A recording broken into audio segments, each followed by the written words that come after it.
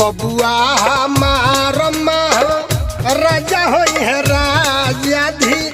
राजा होई है राजाधी राजा होई है हो ये ललना मुकुट में हीरा पोखरा जो होई है सीरा वापता जो होई है हो ए ललना मुकुट में हीरा पोखरा जो होई है सीरा वापता जो होई है हो बबुआ हमार महाराजा होई है राजा धीराज होई है हो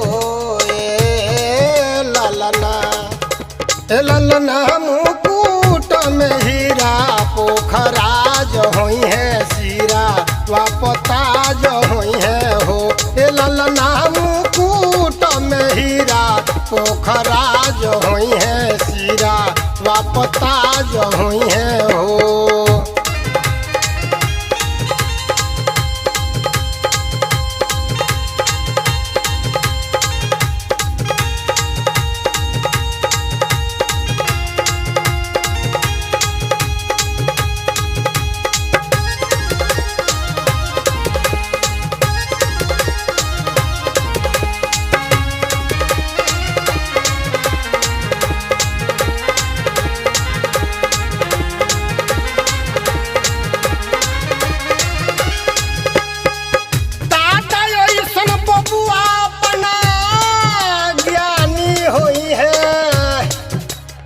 दिरी गई सोन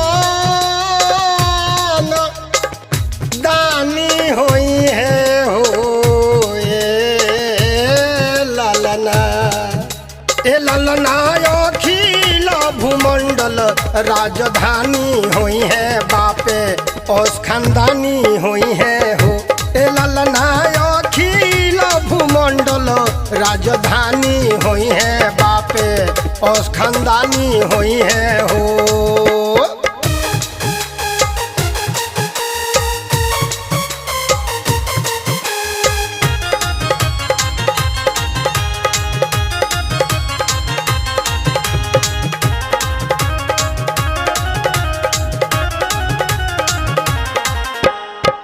हिंद महासागर सगम हीरा होई है